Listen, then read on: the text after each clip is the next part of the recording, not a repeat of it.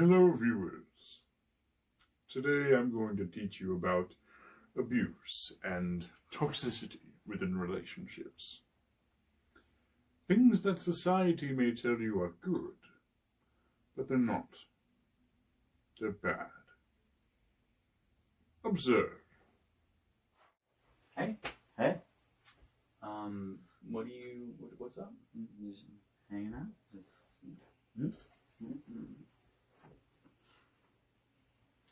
So, what do you think you're wearing here? My clothes? I don't like it. Why? Because it's too flashy. It might attract unwanted attention. You need to change. But I don't want to change. You need to.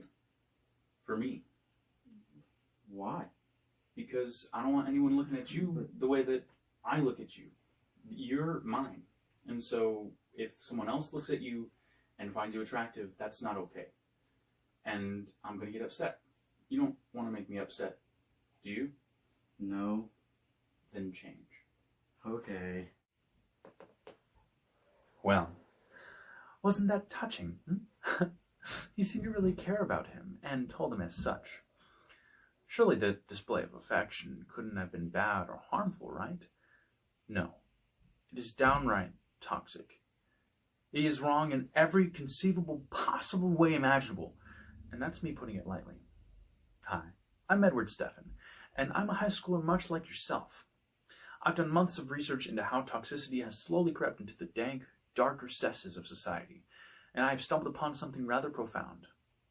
Many relationships that occur within our age group, from the ages of as young as 12 to as old as 24, may have one or more toxic traits hidden deep within the root of them, and it is seen as okay because of many reasons, but one that I find most disturbing is the reason that I come to you today with this video of awareness for, and it is that toxicity is shown as a good, healthy thing in the media.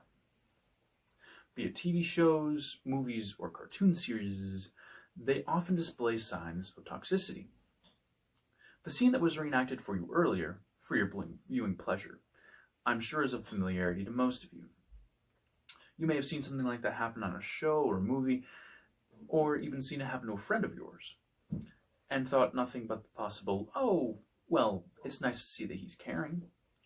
If you instead saw this as toxic, you may not have been intervened because you just didn't want to seem rude. The telltale toxic signs that we saw happen are as follows. He flinched at him suddenly moving his arm.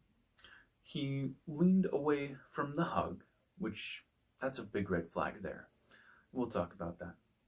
He seemed submissive and shy of him, which seemed counterintuitive for a typical couple. On the flip side, the other partner was insistent on him changing his clothes. When questioned, he stuttered and exclaimed that he was doing it to protect him. And when pressured, he pressured him after already saying that he didn't want to. Clearly, this is it's a problem. He is uncomfortable with his presence and quite possibly afraid of being hurt, unless that was just a flinch of surprise, of course. He leaned away from the hug, which can mean that he doesn't want him within his boundaries, either because he's not much of a publicly affectionate person, understandably many people have that, or if he may be fearful that the partner will break his boundaries inappropriately. Being shy and submissive is a big one, folks. This is a factor that is written off as just how they are, or they're just a shy person. But while this may be true for some, if they weren't shy before the relationship, or this person is the only one who they are submissive around, then it is something likely afoot. The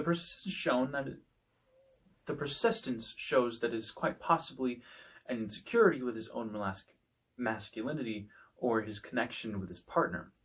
And so something that would make them seem less attractive would suit them better in their mind, as this would put themselves on a higher pedestal in comparison. Although he really may just be concerned with how others will judge him, or that they may think him indecent, this segues into the next sign, which is that when he questioned his authority, he became upset and put the blame on others so that he wouldn't think that it's actually just him who is insecure. When denied, his nagging only strengthens the proof that there is a toxic relationship going on. Either that is a long list of explainable coincidences, or that is an unhealthy pair of partners that we were just shown. Not every case is as cut and dry as this. There are countless reasons why someone may display toxic traits, and the only way you can really find out for sure is by talking to one of the partners about what's going on.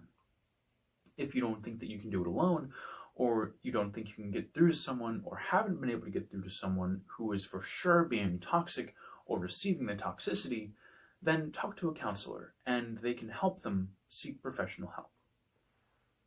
Alright, now wasn't that fun?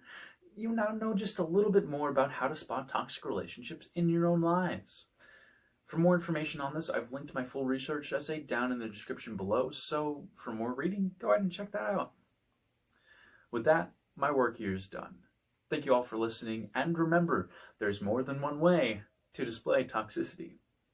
Stay safe, stay in school, and keep an eye out for your friends, family, and loved ones for any signs of toxic relationships.